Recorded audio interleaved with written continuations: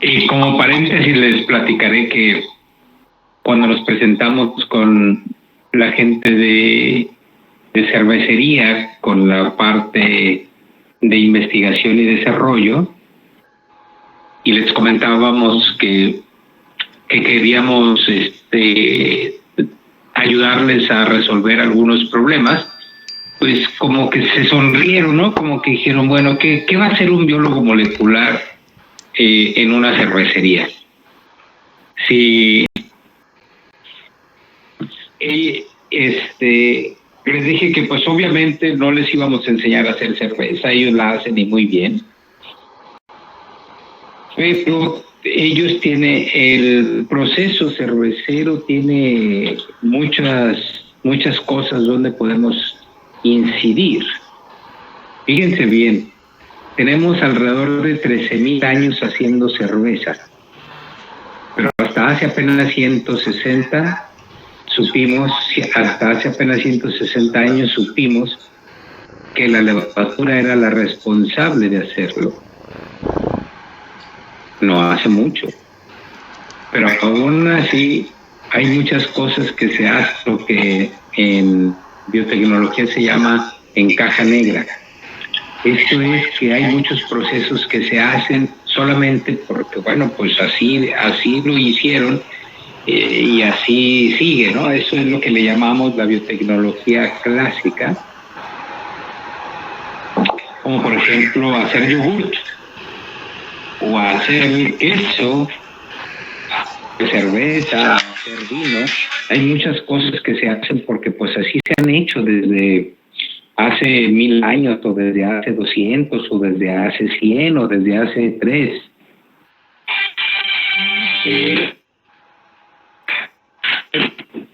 Perdón. Pero pues así se hace y se tira así, ¿no? Entonces, nosotros les comentábamos que tendríamos que trabajar en ello y que la biología molecular, que la ciencia les podría ayudar. Entonces, ahorita vamos a compartir algunas cosas al respecto, pero vamos a ver algunas cosas esenciales. Cuando la vida se inició en nuestro planeta, sea cual fuere en qué lugar la vida, lo que sí nos está claro a todos es que a partir de que se inició la vida ha ido cambiando. Valga esta imagen que tenemos a la derecha, donde nos muestra claramente la idea plasmada por Darwin en su fantástico libro El origen de las especies. Y para que nos demos una idea sobre la importancia de las bacterias, nos informaremos de que la vida apareció hace más o menos 4,000 millones. Eso es lo que tenemos algo de certeza. Sin embargo, por más de 2,000 millones de años, o sea, se habla de 2,500 millones de años, el único habitante sobre nuestro planeta fueron las bacterias. Entonces, bueno, pues eso es lo que nos llevan de ventaja. Más o menos de 2,000 a 2,500 millones de años es lo que nos llevan de ventaja de evolución. Porque los eucariotes aparecieron hace apenas entre 1,500 y 2,000 millones de años. Y eso las primeras formas de eucariotes. Y que tendríamos pues, que todos los que compartimos este mundo, todos los organismos que compartimos este mundo, poseemos algo en común. Que nuestro material genético va cambiando como producto de una fuerza interna que está promovida por 2 eventos importantes. 1, la mutación espontánea, y 2, la recombinación. El mundo, a partir de que la naturaleza inventó la reproducción sexual, cambió de manera dramática. ¿Por qué? Porque gracias a esto se empezó a dar mayor variación en el fenotipo de la progenie. Como ustedes recordarán, la mutación espontánea es la que se lleva a cabo de manera sola, no hay ninguna presión sobre ella. Entonces, imaginémonos lo que está en la parte de la izquierda. Esta flecha es el tiempo. Y vamos a suponer que empezamos con una secuencia nucleotídica, no importa cuál, la que sea. Y luego yo escogí unas aves, pero que obviamente no corresponden, no corresponden. Yo solo quise escoger aves que fueran que contrastaran para poder explicar mejor lo que es la mutación espontánea. Entonces tenemos aquí en pantalla que sea una secuencia, la que sea, no importa la que sea, con el paso del tiempo, y allí del lado izquierdo lo van a ver espero que lo vean, en rojo, que es la cuarta base. La secuencia original tenía una G, y ahora algunos de la progenie, debido a un error normalmente de la DNA polimerasa, puso una, pues a lo mejor esa opción podría no tener impacto, pero al paso del tiempo ocurrió una segunda mutación que lo vemos a la izquierda, donde hay una T en lugar de una A. Entonces, esta segunda mutación ya tuvo un impacto en el fenotipo. Y después de que sigue pasando el tiempo, ocurre una tercera, una cuarta, una quinta mutación, y entonces se va modificando el fenotipo. Esa es la base de su fantástico libro de Darwin, del origen de las especies, donde Darwin nos dice que las especies no aparecen de la nada, sino que son el producto de la acumulación de pequeños cambios. Son el producto de la acumulación de pequeños cambios. Entonces, esto es lo que va originando nuevos fenotipos. Y claro, el ambiente selecciona. Entonces,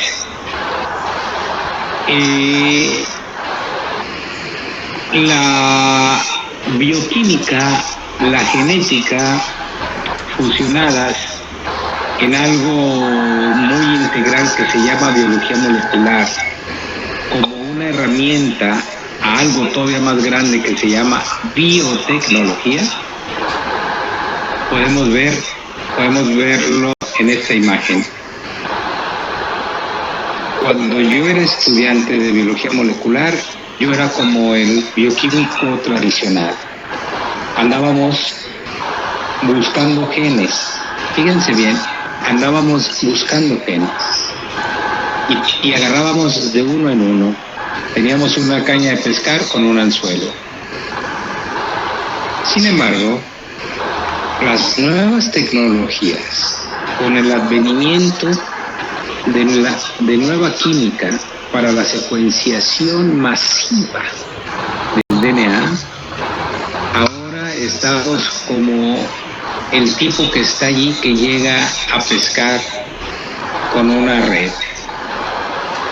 Y entonces, gracias a esa red, podría pescar no uno, sino cientos o miles de genes o decenas de genomas. Claro que esto requiere de una nueva matemática, de nuevos sistemas computacionales, de una nueva forma de ver la naturaleza. Y entonces, la biotecnología ahora se convierte en que el apoyo de estas nuevas ciencias, de estas nuevas disciplinas llamadas de forma genérica omics, porque es en lo que termina. Entonces era genomics, proteomics, y ahora tenemos herramientas que nos ayudan a evaluar de forma masiva a una comunidad o a un organismo. Nosotros podríamos analizar a toda una comunidad. Sí, a eso se le llama metagenómica. Pero también podríamos evaluar a un organismo en su totalidad. Podríamos ver cuántos y qué genes tienen, eso es genómica, pero también podríamos ver qué genes se están expresando en un momento dado. Eso se llama transcriptómica, y también podríamos saber qué proteínas se estarían generando de todos esos genes, cuáles codifican para proteínas, y si esas proteínas realmente son activas. Eso se llama proteómica. Entonces, con todas estas herramientas, nosotros podríamos ahora irnos a los mapas de las rutas metabólicas e ir armando un plan.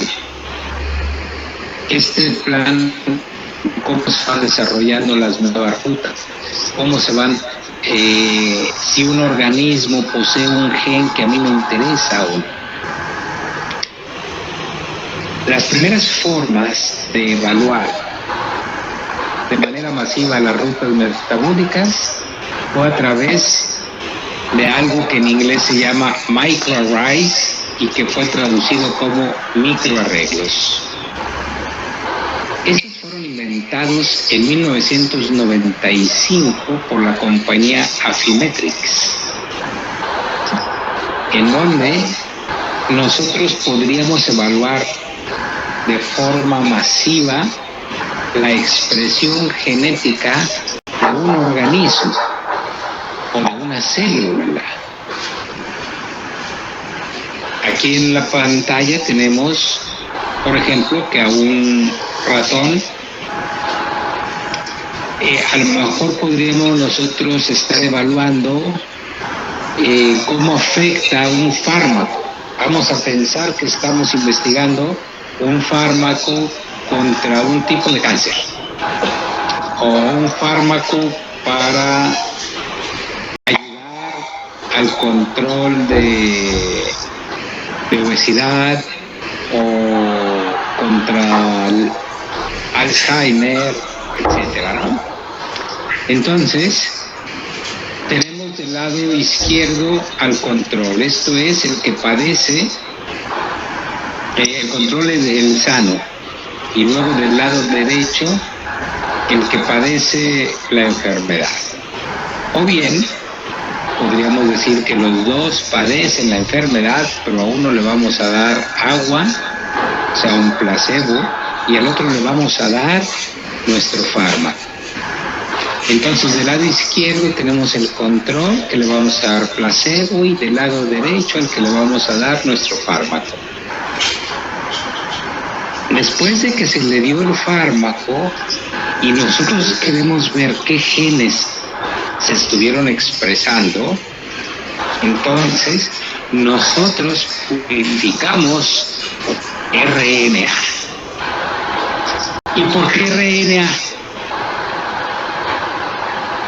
¿Alguien sabe por qué vamos a purificar RNA?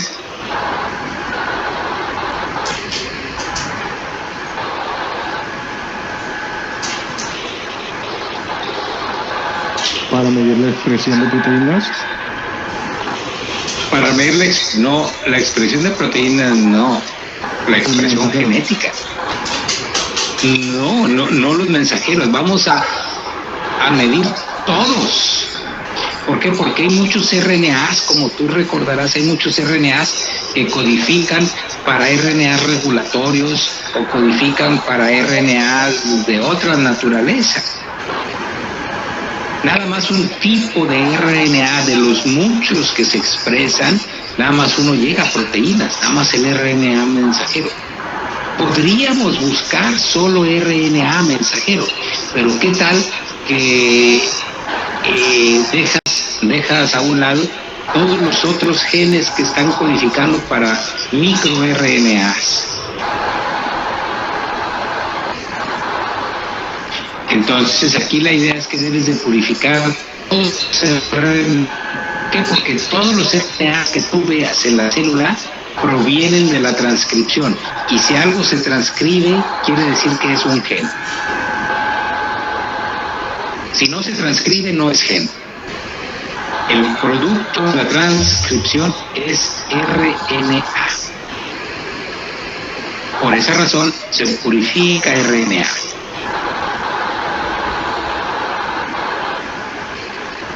Y luego después vamos a transformar ese RNA en DNA a través de una transcriptasa reversa. Y en ese momento es cuando entra un nucleótido marcado con un fluorófobo, que aquí en pantalla tenemos en rojo y en verde. Entonces, con rojo van a estar marcados los RNAs del que le dimos agua, y con verde los RNAs del que le dimos el fármaco. Luego, ya que nos transformamos a DNA, eso se llama cDNA. La C es de DNA complementario. Siempre que vean cDNA, quiere decir que ese DNA provino de la transcriptasa reversa. Entonces, ahora tenemos en un chip que es como un portaobjetos, del tamaño de un portaobjetos, ahí tenemos todos los genes que se conozcan de ese organismo, pero están en condición de cadena sencilla. Entonces, cuando nosotros tenemos el DNA, ¿sí?, ese cDNA va a estar en condición también de cadena sencilla. Ahora lo ponemos a hibridar con todo el banco de genes que tenemos en ese portaobjetos. Permítanme.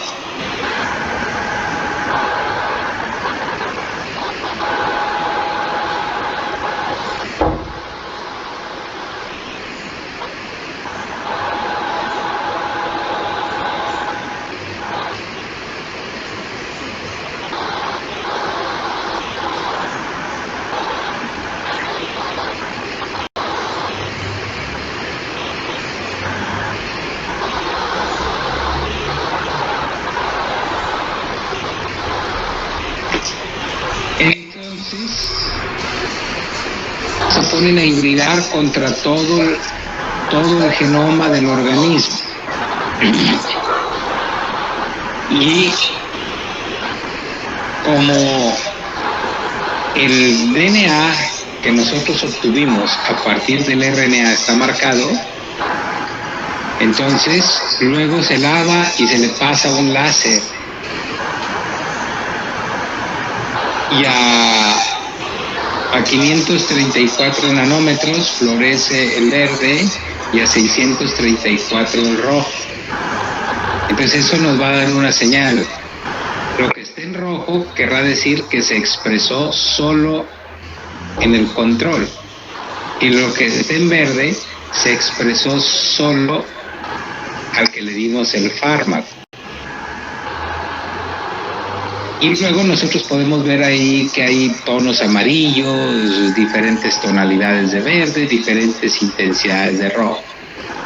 Bueno, el amarillo quiere decir que se expresó más o menos por igual en ambos organismos, ¿sí? En estos casos nos podría interesar cuáles genes se prendieron en el tratamiento. ¿Por qué? Porque eso será producto del fármaco. ¿Ok? Bueno, con eso en mente, vamos a ver algunas cosas. Les dije que nosotros estudiamos solo biología molecular. Solo biología molecular, y les voy a presentar la parte práctica de cómo la biología molecular nos de evolución, problemas de genética, problemas en la industria. Les voy a hablar un poquito de los resultados con cerveza. Entonces, aquí tenemos que la cerveza es el resultado de la fermentación alcohólica del extracto acuoso de granos malteados. Un líquido fantástico. Me creerían si les digo que desde el punto de vista nutrimental es por mucho mejor tomar cerveza que tomar gaseosas. Pero por mucho. La diferencia, como en todo, es la cantidad. Si yo me voy a tomar una gaseosa de medio litro, sería preferible tomarme esa misma cantidad de cerveza. Bien, entonces, ¿quién hace la cerveza? ¿La hacen los maestros cerveceros? ¿La hace el ser humano?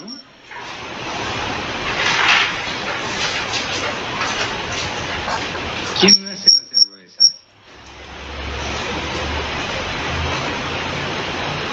Nuestras amigas lavadoras. Correcto, Andrea. Muy bien.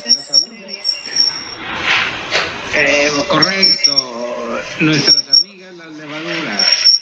Aquí lo tenemos en pantalla. A la levadura, un organismo gemante, y la levadura se enfrenta al mosto.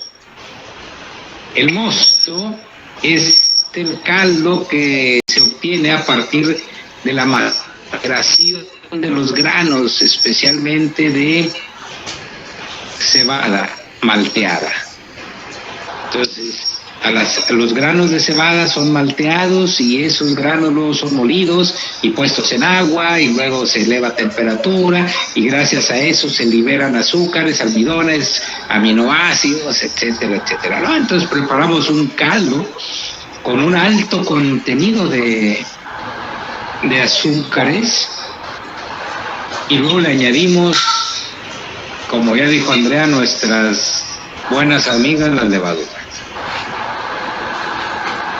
Y bueno, la levadura va a consumir esa enorme cantidad de azúcares y los va a transformar en alcohol, en etanol.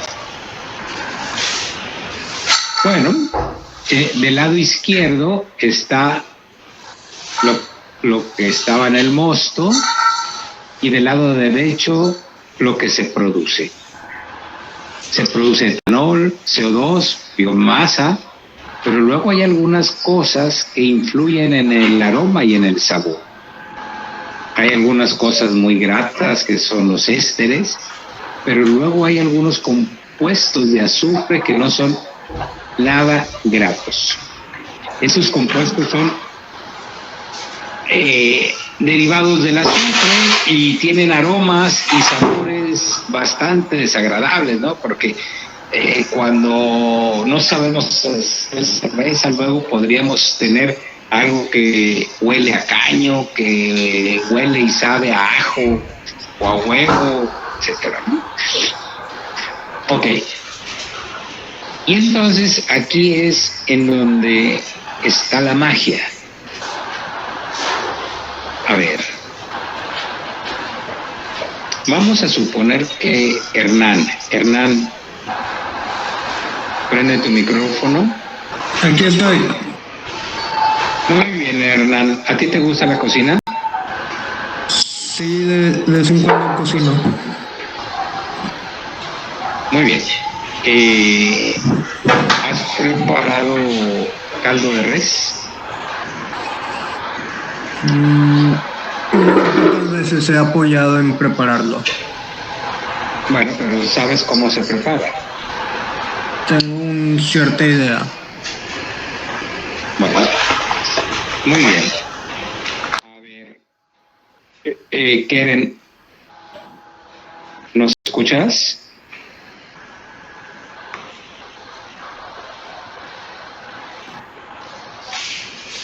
Bueno, vamos a ver, Yo, profe. ¿quién quiere? Ok, muy bien, muy bien. ¿Sí me escucho yo? Sí, ok. Perfecto. Keren, ¿tú sabes preparar caldo de res? Más o menos. Sé que se le echa todo junto, ahí se pone a hervir. No es tan así, pero por ahí va, ¿no? Entonces vamos a suponer preparar un caldo de res. ¿Tú por dónde vives, Keren?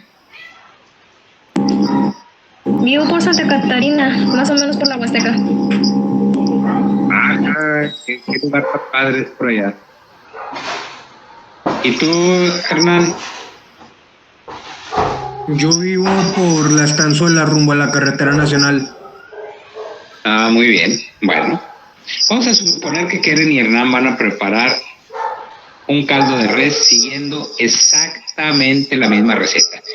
Que digan, por ejemplo, van a ir al mercado y van a comprar 1 kilo de lo que le llamamos cocido, y le van a poner 4 zanahorias, 6 calabazas, tantitos ejotes y un poquito de repollo, etcétera. Exactamente la misma receta, exactamente la misma receta. Y cada quien se va para su casa a prepararlo. Y lo van a poner a cocer durante 20 minutos y etcétera, ¿no? Exactamente la misma receta. A ver, una pregunta para todos. ¿El caldo de Keren y el de Hernán sabrán igual? ¿Puedes repetir la pregunta? El caldo que prepararon nuestros 2 compañeros sabrán igual. Pues no, obviamente no. ¿Por qué no? Si siguieron la misma receta.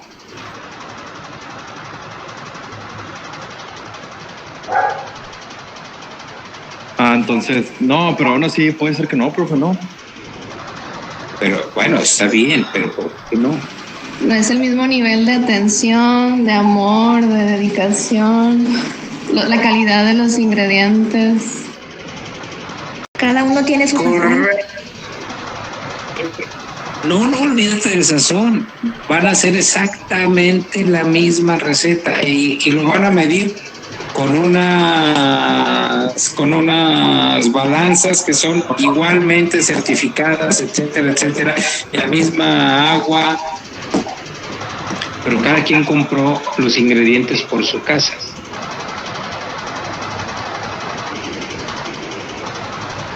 Entonces, ¿por qué no va a saber igual si con lo mismo? Bueno, muy probablemente la carne de la res que utilizó Hernán esa res fue alimentada de manera distinta que la que llegó al mercado esa vez allá con Keren.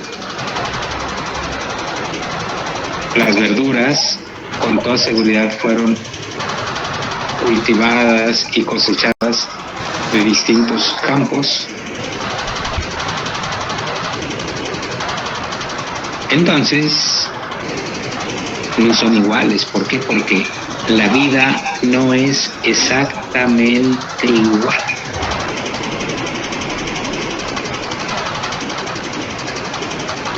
Y la vida, recuerden ustedes, si, si el medio ambiente cambia, si el medio ambiente es un poco diferente, entonces habrá genes que modifiquen su expresión, ya sea que haya más o menos expresión, o que algunos ni siquiera se expresen. Y eso podría impactar en el fenotipo. Y no se van a expresar, ¿por qué? Pues porque el medio ambiente es distinto. ¿Podemos entender eso?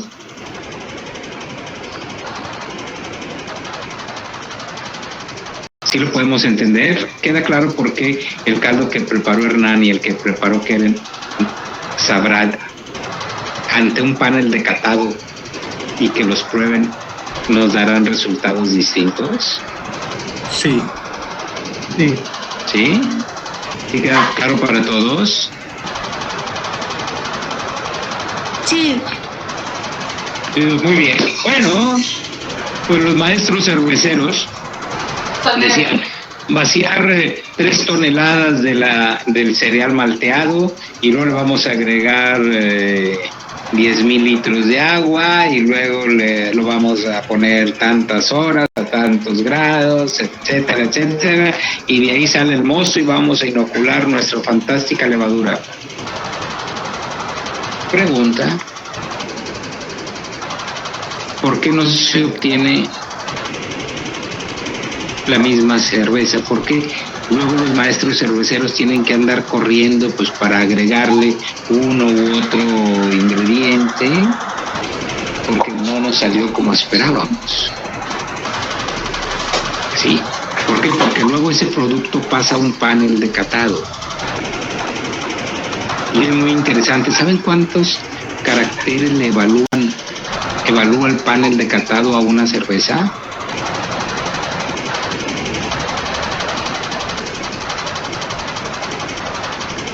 No. ¿Alguien se imagina? Que te den una cerveza y luego que la pases por tu boca y por el paladar. No se la toman, ¿eh? Nada más se la pasan por la lengua, el paladar. ¿Saben? Y luego la ven, por supuesto, la ven en una copa.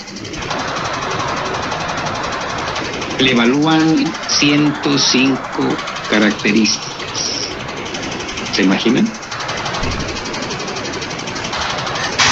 Ok, bueno. Entonces, ellos dicen, esta cerveza debe de saber a esto, la bohemia debe de saber siempre a bohemia, y la Tecate Light a eso, y esto y lo otro, ¿no? Entonces, obviamente que son personas muy bien capacitadas. Ok, una pregunta. La cebada que se cultiva en Querétaro, vamos a ponerle un nombre, la cebada 14B. La cebada 14B que se cultiva en Querétaro, ¿tendrán las mismas características que la cebada 14B que se cultiva en Chihuahua? No. ¿Por qué no? Pues aunque sea lo mismo, está bajo condiciones diferentes tipos de suelo, nutrientes, diferentes condiciones climáticas. Todo esto para que tenga una diferente composición de cada planta. Correcto. Muy bien, muy bien. Muy bien. ¿Quién eres? Que no te veo. Soy Mauricio. Muy bien, Mauricio. Muy bien. Muy bien. Correcto. Son diferentes ambientes, diferente suelo, diferente agua. La lluvia, con toda seguridad, aunque no lo veamos, pues la lluvia arrastra cosas de la atmósfera y deberán de ser distintas. Muy bien. Y las lluvias, no sé dónde llueva más, no tengo el dato, pero no sé si llueve más en Querétaro o en Chihuahua, etcétera. Entonces, aunque sea genéticamente la misma cebada, al final va a ser distinta. Bueno, eso es lo que les enseñamos a esta gente de cervecería y les dijimos, la floculación puede ser impactada por el tipo de mosto. Entonces tendríamos que ver qué parte del mosto es lo que afecta a la floculación. La floculación es esa parte que al final de la fermentación, cuando se terminan los azúcares, las levaduras como que se agarran de la mano y se van todas al fondo. La cerveza industrial está clara, no hay levadura. ¿Por qué no hay levadura? Porque toda la levadura debe de irse al fondo y la que no, pues la filtran. Pero entonces ese es un problema, que si no se va al fondo, entonces hay que invertirle mucho dinero en la filtración. ¿Cuánto es mucho dinero en la filtración? Bueno, mucho o poco depende de cada quien. Pero había alrededor entre 4.5 a 6 millones de pesos por año que gastaban en filtrar. ¿Eso es mucho o es poco? Pues depende, porque pues si ya lo ves a 5 años, pues ya son 30 millones. ¿Okay? Bueno, entonces lo que está en el recuadro en la parte inferior derecha, ¿sí?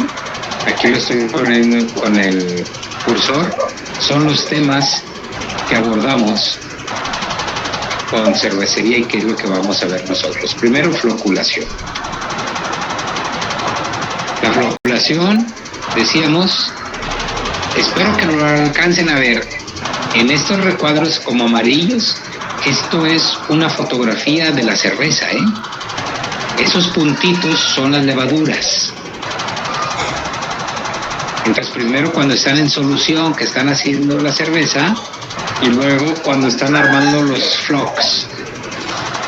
Observen cómo hay agregados de miles de levaduras, se agregan y esos agregados se van al fondo. Ok. Bueno, en este trabajo participaron los personajes que están ahí abajo: Gerardo Gracia, Clara Flores y Luis Damas. Luis Damas está como parte de su doctorado y los otros dos chicos, Clara como su licenciatura y posteriormente su maestría, y Gerardo Gracia con su maestría. Salieron muy bien preparados. Gerardo Gracia hoy es científico de una cerealera en los Estados Unidos, está ya por último. Luis Damas ahora tiene un puesto muy importante en cervecería. Tiene un puesto de alta gerencia. Y bueno, cuando ellos eran mis estudiantes, trabajaron con algunos aspectos relacionados a esto. Entonces teníamos que evaluar factores genéticos, nutrimentales, fisiológicos y medioambientales que pudieran afectar la floculación. La floculación se lleva a cabo por unas proteínas que se llaman floculinas y que son codificadas por los genes FLO. Aquí tenemos a diferentes genes y del lado derecho tenemos a 6 genes FLO. ¿Sí? Como verá, alta el 2, el 3, el 4, el 6, el 7, el 8 y otros, ¿no? ¿Por qué? Porque esos genes codifican para factores transcripcionales, no para polipeptídeos. Entonces, en Saccharomyces cerevisiae, la que es de referencia es la S288C, y los genes FLO reportados son los que están ahí, 1, 5, 8, 9, un primo de 9, 10 y el 11. Muy bien. Entonces, con esto, nosotros nos abocamos a estudiar las dos cepas de levadura que ellos utilizan en sus procesos. Ellos utilizan esas 2 levaduras para hacer toda la cerveza. Lo que cambia son las recetas. Bueno, pero utilizan esas 2 levaduras. Entonces lo primero que hicimos fue buscar qué genes FLO tiene una y otra, y pueden observar que la diferencia entre la 820 y la 790 es el gen FLO10. Estamos hablando de detección por PCR. Luego lo sometimos a diferentes tipos de estrés. Esto lo hizo Gerardo de manera magistral, con sistemas de competencia, etcétera. Estos le llaman Scratcher. Y tenemos estas dos imágenes que vemos abajo y los resultados cinéticos en las últimas 3 columnas. Entonces, la 890 nos da un valor de floculación de 4.5, mientras que la 820, perdón, mientras que la 790 nos da un valor de 2.5. Y esta, la 7754, es una levadura cervecera también, pero que no flocula. Lo utilizamos como control. Entonces, por eso, floculación 0. Luego, cuando se hicieron estos ensayos bioquímicos de competencias y determinar las constantes cinéticas, obtuvimos los siguientes valores. La 820 tiene una KD de 1.337, mientras que la 790 7.262. Ahora observen estos datos que están aquí abajo. Al someter estos a un análisis matemático, nos indica que la 820 tiene 38.82 millones de sitios de floculación por célula, mientras que la 790 tiene 25.65. Eso es la diferencia entre más o menos que nos daría estos valores. Aquí se ve que la 820 tiene 4.5 de floculación, mientras que la 790 2.5. Nosotros podríamos pensar que la diferencia es que la 820 tiene FLO10 y la 790 no. ¿Podría ser eso? No lo sabemos. Porque hay muchas otras preguntas. Estos signos es genómico, esto es si por PCR lo tiene o no. Y los otros datos son bioquímicos. Pero nos faltan preguntar la expresión. ¿Cuánto se está expresando de uno, cuánto de otro y en qué momento? ¿Okay? Entonces, las floculinas funcionan así como el velcro, que lo vemos aquí al lado derecho, ¿sí? Se unen. Ahora, ¿cuánto se podrían despegar? Esa es la constante de disociación. Ok. Muy bien. Las pérdidas estimadas por mala floculación son de aproximadamente de 4.5 a 6 millones de pesos por año. ¿Sí? Y luego teníamos algo interesante, que el cocimiento es de 1100 hectolitros y la maceración dura 60 minutos. Aquí había otras cosas en caja negra con la maceración. Entonces, al analizar ahora la expresión genética de los genes FLO, esta es una imagen de un microarreglo. Imagínense que cada gen de Saccharomyces está puesto aquí por duplicado. Saccharomyces cerevisiae tiene 6.314 genes.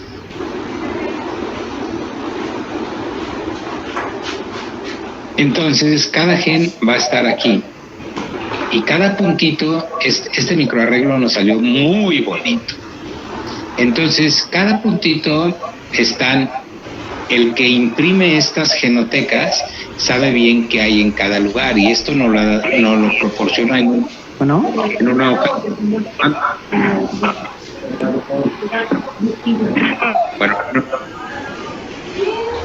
Bueno. Ok.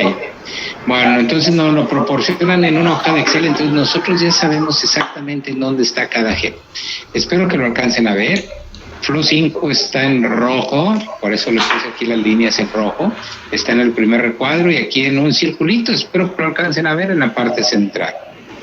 Luego Flow 11 está del lado izquierdo, también en la parte central, pero del lado izquierdo, lo pusimos en verde. Y luego Flow 1 está en amarillo en la parte superior. ¿Sí? Ok, bueno, con esto nosotros podríamos ver si esos genes se están expresando, ¿sí? Y luego, con esta información, irnos a las rutas metabólicas, ¿sí? Y luego ver en dónde se encuentra cada uno de nuestros genes en esas rutas y qué genes los anteceden o cuáles son los genes que siguen, para ver qué rutas se están activando o desactivando. ¿Okay? Con eso armamos este modelito que a lo mejor les puede parecer muy complejo, pero gracias a esos datos pudimos armar este modelo donde las flechas verdes se están activando y lo que está en rojo está reprimiendo, está inactivando algunas de ellas. Con este modelito pudimos llegar a varias conclusiones muy interesantes que nuestros maestros cerveceros y los científicos de cervecería ni idea tenían. ¿Cómo está la red y cómo podríamos nosotros entonces poder regular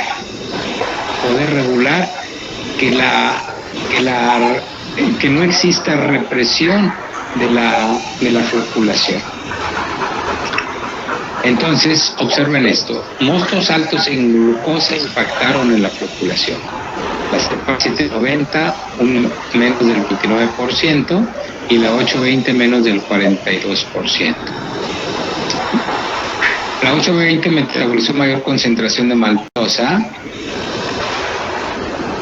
Y la edad generacional, esto es muy importante, la edad generacional es de que ¿cuántas veces puedo utilizar? Si yo produzco cerveza y luego se produce buena cerveza, pues agarro la levadura que salió de ahí y la vuelvo a usar como inóculo para producir nueva cerveza.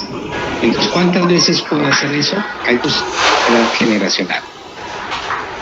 ¿Sí? Muy bien. Con esto quedó claro entonces que el medio ambiente afecta a diferentes genes de manera diferencial entre las dos cepas.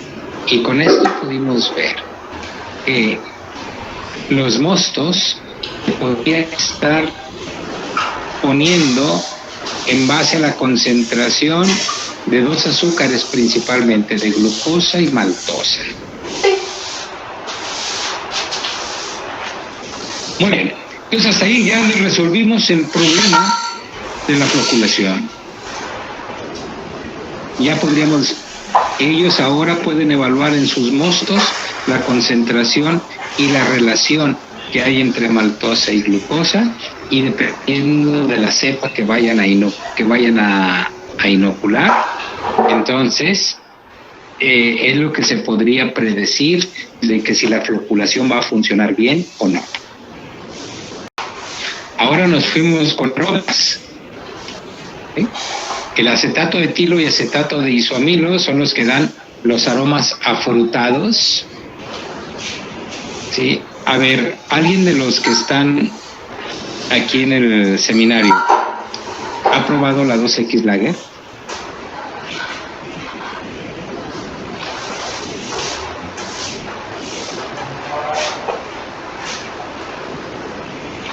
Me imagino que todo.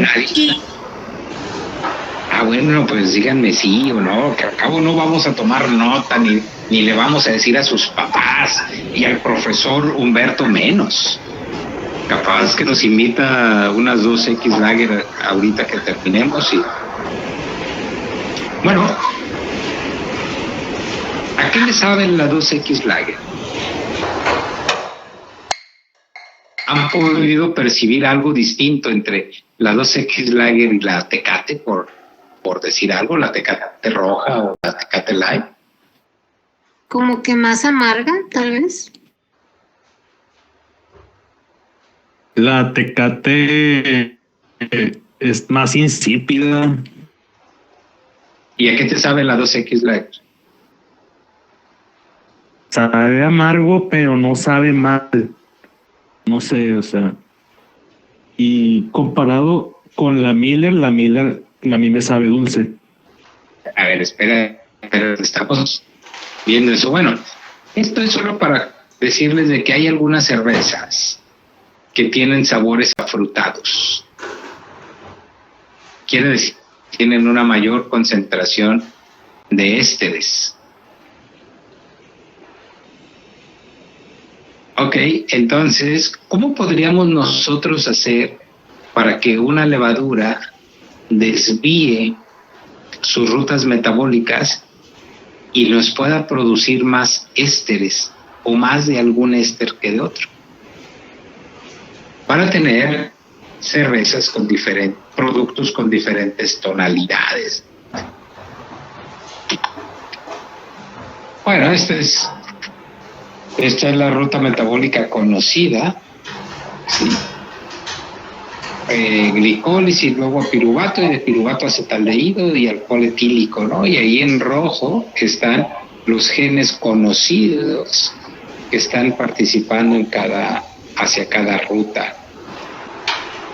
Ok, entonces tenemos el acetato de etilo y luego tenemos el acetato de isoamilo, lo cual nos van a generar diferentes tonalidades. Bueno, hicimos exactamente el mismo abordaje, pusimos en diferentes mostos a diferentes cepas y luego vimos cómo podía interferir uno u otro condición, pero entonces encontramos algunos genes diferencialmente expresados, sobre todo en la ruta que lleva hacia la leucina. Y si nos regresamos, ustedes pueden ver aquí en la parte inferior izquierda cómo la ruta bioquímica de acetolactato viene para acetoisobaberato. Entonces ya de aquí empiezan los genes LEU hasta llegar a leucina y luego de leucina pasar a acetoisocapronato, etcétera, para llegar al acetato de isoamino. Entonces, en algunas de estas, bajo ciertas condiciones, el gen LEU2 se encuentra expresado más de 100 veces con respecto a otros genes. Y esto nos hace pensar de que la expresión de este gen pues podría estar muy involucrado. Entonces, ¿qué es lo que tenemos que hacer? Bueno, pues regular la cantidad de leucina que pudiera estar en los mostos. Y eso se puede regular de diferentes maneras, ¿no? Pero aquí lo importante es que ya sabemos que bajo ciertas circunstancias, uno de esos genes, que es el gen LEU2, y otros más, pudieran ser los responsables. Entonces, podríamos regularlo de manera directa. Algo similar nos ocurrió con estos sabores indeseables, ¿sí? Entonces, estas son algunas de las rutas bioquímicas que tienen que ver con el azufre. Aquí tenemos sulfato extracelular y cómo entra a la célula, cuáles son algunos de los genes involucrados en este tipo de cosas. ¿Por qué? Porque la célula, a partir de estos compuestos azufrados, tiene que sintetizar metionina, cisteína, homocerinas, etcétera, porque estos compuestos azufrados son importantes en su metabolismo, ¿sí? Para regular diferentes formas de expresión genética que le sirven a la célula. Pero también van a generar compuestos que, dependiendo para dónde se vayan estas rutas genéticas, van a estar generando compuestos azufrados. Y de eso no se trata. ¿Por qué? Porque le van a proporcionar un sabor no muy bueno a la cerveza. Entonces, había que revisar estos compuestos azufrados y cómo están interaccionando y en qué momento se producen, etcétera, ¿no? Entonces, encontramos con que esta parte que está aquí resaltada en círculo, esa parte es la buena, ¿sí? Si nosotros pudiéramos regular la cantidad de serina, ¿por qué? Porque hubo un gen muy especial que es el SER2, ya hasta suena botana, ¿no? El SER2. Este gen 2 que está involucrado en la biosíntesis de serina y luego en la posterior transformación de la serina, el gen CVS4, estos son directamente involucrados en la generación de compuestos azufrados que no nos gustan. Entonces, fíjense cómo un evento tan importante que era esto, a los maestros cerveceros andaban locos porque había veces y no sabían por qué y menos cómo regularlo, se producían estos compuestos azufrados. Entonces tenían que dejar la cerveza más tiempo reposando para que se fueran estos compuestos, etcétera. Y les pudimos demostrar que el camino está por la serina. El camino está por la serina. Y esto se resolvió bien fácil, agregando serina al medio de cultivo, se reprimía el CVS4 y se podría reprimir el SER2. Algo tan sencillo, le dimos, sencillo, al parecer, sencillo, lo pudimos resolver con abordajes de biología molecular. No hemos modificado sus cepas y nosotros no sabemos de la composición de sus mostos. Ellos nada más nos dan el mosto y nosotros hacemos los experimentos. No sabemos qué tiene su mosto, no preguntamos, ni mucho menos, ¿no? Son partes de los convenios. Y esto que les estoy presentando es algo que es público y por lo tanto lo puedo compartir. Ok, entonces, en las conclusiones es que la generación de compuestos de azufre es dependiente de la cepa y de la interacción que pueda tener con los nutrientes nitrogenados presentes en los mostos. Algo muy importante está que sí. En mostos con FAM bajo, crecen los genes MET6, MET13 y MET-H1 y MHT1, que favorecen a la incorporación de sulfuro a esqueletos carbonatos.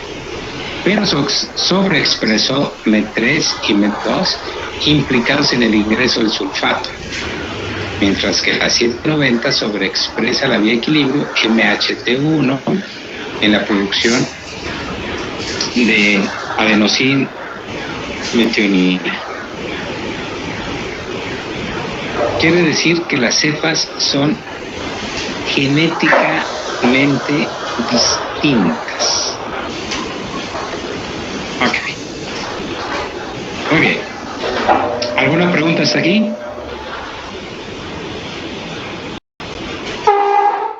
¿Alguna pregunta o comentario?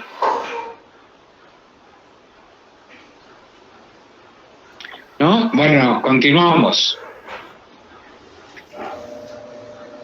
tenemos que existen organismos que son deteriorantes.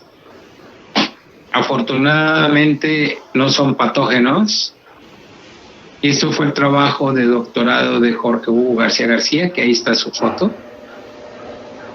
Normalmente no deben de progresar microorganismos en la cerveza, pero a veces sí lo hacen. Afortunadamente estos microorganismos hasta nos podrían ayudar a nosotros. Okay. Y los microorganismos no progresan en la cerveza gracias a la adición de lúpulo, ¿sí? Porque el lúpulo proporciona algunos ácidos que van a ser bacteriostáticos y algunas veces bactericidas. Bueno, con el trabajo de Hugo les demostramos que esto se debe a un gen que se encuentra en un plásmido y que podríamos estar corrigiendo a ese microorganismo. Pero bueno, gracias a esto pudimos publicar 2 artículos en muy buenas revistas y Jorge Hugo obtener su doctorado.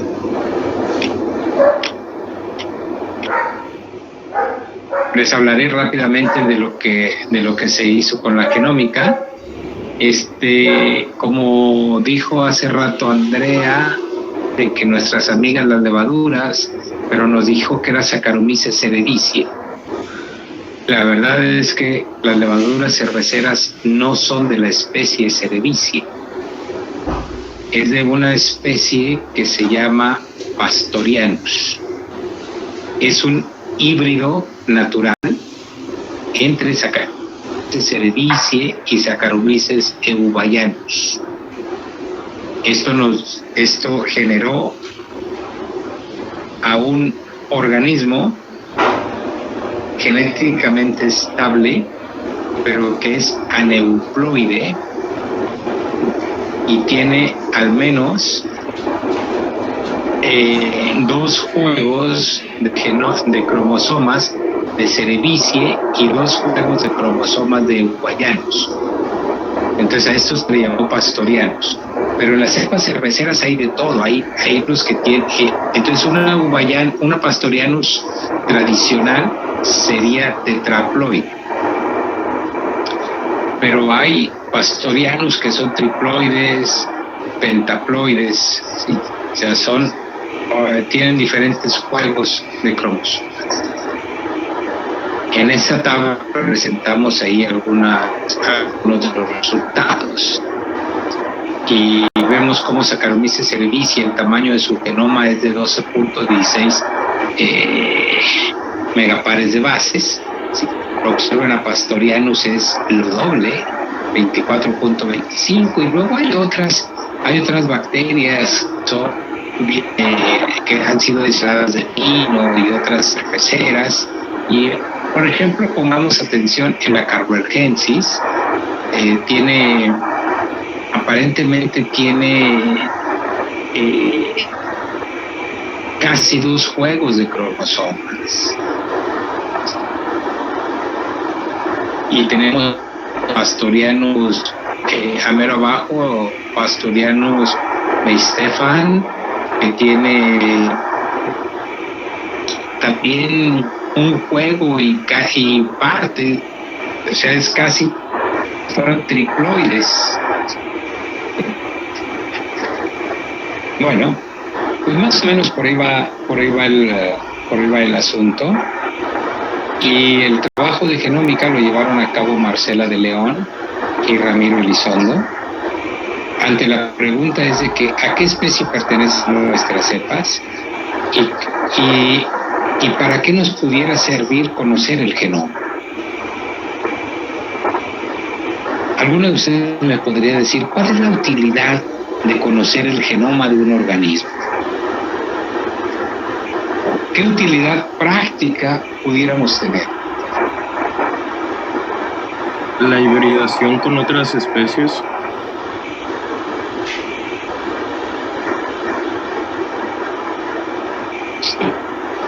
Esa es una buena. Porque, a ver, les hago una pregunta. ¿Ustedes creen que a la industria le interesaría saber ciencia básica? Claro que no. Pues no. Y entonces, ¿por qué creen que patrocinaron el estudio del genoma?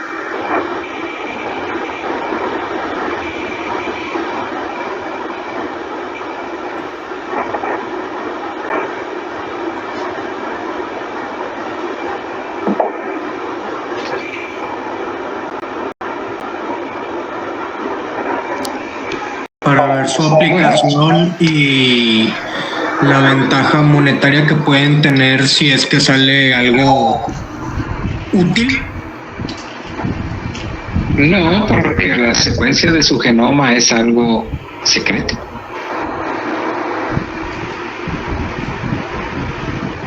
Pero sí muy útil. Bueno, nosotros les vendimos la idea de que era muy importante conocer el genoma porque necesitábamos ver si los genes que nosotros estábamos planteando son únicos, porque recuerden que nosotros hibridamos nuestro DNA contra el genoma de Saccharomyces cerevisiae, no contra el genoma de nuestras cepas. ¿Y por qué no contra el genoma de nuestras cepas? Pues porque no conocemos el genoma.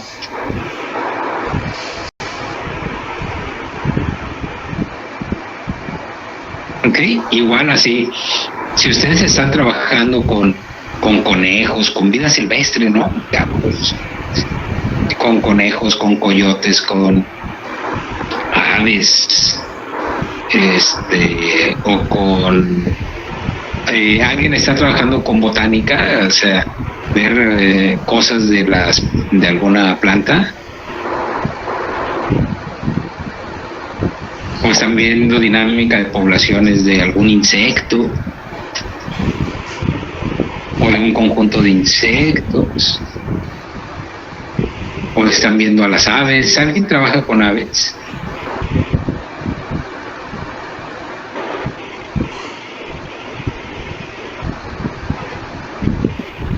Me imagino que la mayoría de ustedes está o ya hizo tesis, ¿no? ¿Está haciendo o ya hizo tesis? Estamos haciendo tesis algunos. Muy bien. ¿En qué estás haciendo tu tesis? Con ajolotes.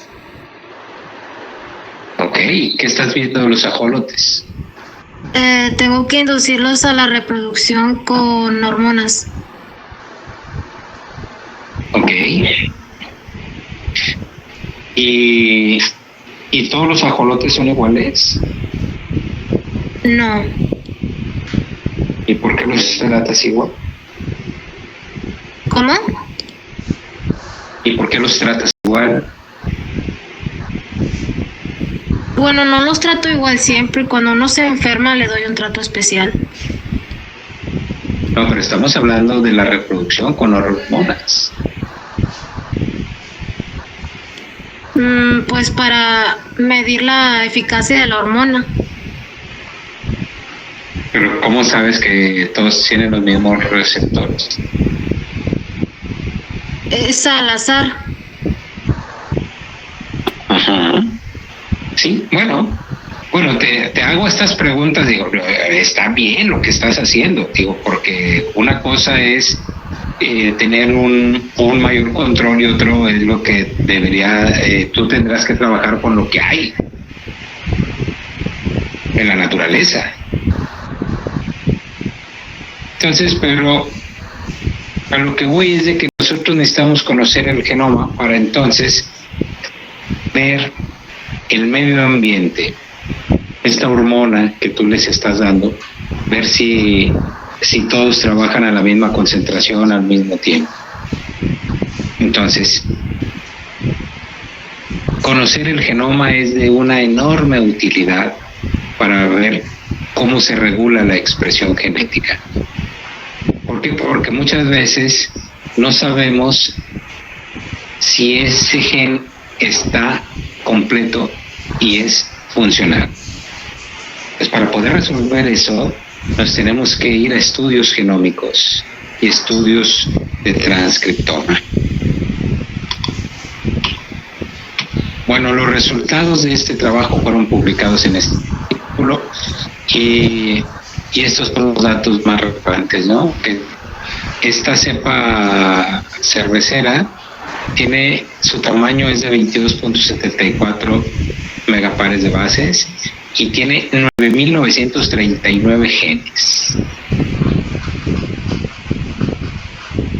Okay. Saccharomyces cerevisiae tiene 6.314 y de acuerdo a la predicción, esta cepa tiene 9.900. Ok, entonces este fue un dato muy importante. Y luego llegamos al siguiente punto. Este señor que está aquí se llama César Hernández Vázquez. Es un chavo muy listo, es un chavo QVP que llegó de San Luis. Bueno, estudió QVP aquí, hizo su maestría, su tesis de licenciatura y maestría con nosotros. Ahora está haciendo su doctorado y estamos viendo cuestiones muy, muy interesantes sobre el transcriptoma. Ver esta parte, la expresión genética. Entonces pongámonos muy listos, pongámonos muy listos, porque ahora ya no vamos a hacer microarreglos. ¿Por qué? Porque los microarreglos los estábamos hibridando contra el genoma de Saccharomyces cerevisiae y nuestras cepas no son cerevisiae. Ni cervecerías sabían que eran sus cepas. Ellos pensaban que era cerevisiae.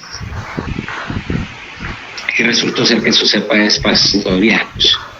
Entonces, ahora el abordaje fue distinto. Ahora el abordaje se requiere de un análisis mucho más amplio, que requiere de una matemática más especializada y requiere de más software. ¿Sí? Entonces imagínense que para analizar los metadatos requeríamos de una capacidad de cómputo muy grande. Cuando iniciamos con esto, hace 2 años y medio más o menos, una computadora para analizar nuestros datos nos costaba 120,000 pesos. Hoy esa misma computadora cuesta 180,000. Entonces, no era cuestión de dinero, sino que se nos ocurrió otra forma, a una alternativa que nos ha resultado mejor, y es de que contratamos una nube. Se la contratamos a Google y en otras a Amazon, y nos podemos comunicar con una buena computadora de escritorio o una buena laptop. Nos comunicamos con la nube, pero entonces en la nube ponemos los software para que nos van a permitir analizar los metadatos. Ok, entonces lo primero que abordamos es que ver si los resultados que se tenían en condiciones de laboratorio eran los mismos que a nivel industrial. Entonces utilizamos el mismo mosto que se utilizó a nivel industrial, y utilizamos el mismo inóculo, y luego César tenía que ir a tomar muestras a los enormes tanques, muestras de mosto y de levadura, para luego analizar la expresión genética y correlacionar. Entonces, ahora se purificaba RNA, este RNA se pasa a cDNA, pero aquí podríamos nosotros seleccionar si queríamos nada más los mensajeros o queríamos cualquier tipo de RNA. Nosotros decidimos que fueran solo los mensajeros. Entonces obtuvieron solo los mensajeros. Todos los mensajeros, absolutamente todos los mensajeros, y esto se hace secuenciación masiva. Entonces, imagínense que podríamos tener, esto se hizo por triplicado 3 veces. Por triplicado 3 veces. ¿Sí? Y entonces, como teníamos dos cosas, unas eran los fermentadores y otra era en el laboratorio. Entonces en el laboratorio teníamos cervecería tiene fermentadores a escala, de los gigantescos, los tiene a nivel de 3 litros, pero están a escala, y entonces ahí se hicieron las fermentaciones. Bueno, esto es un trabajo muy importante que hay que desempolvar lo que sabemos de cuestiones de cálculo diferencial, principalmente diferencial, álgebra lineal y etcétera, esto que ustedes ya les enseñaron, ¿no? Entonces, bueno, pues había que desempolvar eso para tratar de entender un poco los softwares que se estaban utilizando, y de esa forma pudimos establecer la comparación en 2 días. Y recuerden que se hacían tomas de muestra, se corrían por triplicado, y esto se hizo 3 veces.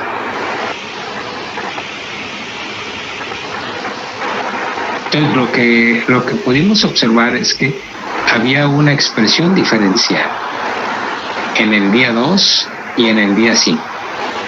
En el día 2 había 286 genes diferencialmente expresados a nivel industrial y 480 a nivel laboratorio.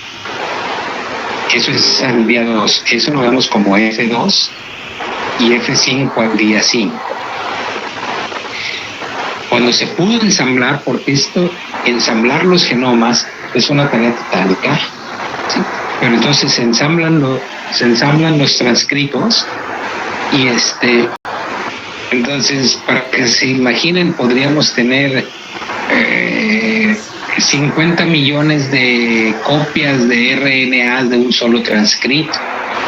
¿Sí? ¿Por qué? Porque pues hay un montón de levaduras ahí. Entonces, aunque esto se ajusta a tener levaduras a 10 a la 6, pues cuánto transcrito de algunos genes hay en esa cantidad de levaduras, de 10 a la 6, de 1 millón de levaduras. Y entonces ahí, ahora vamos a ver no solo que esté el transcrito, sino cuántas copias de ese transcrito hay. Entonces, toda esta parte está resumida, pero para llegar a esta transparencia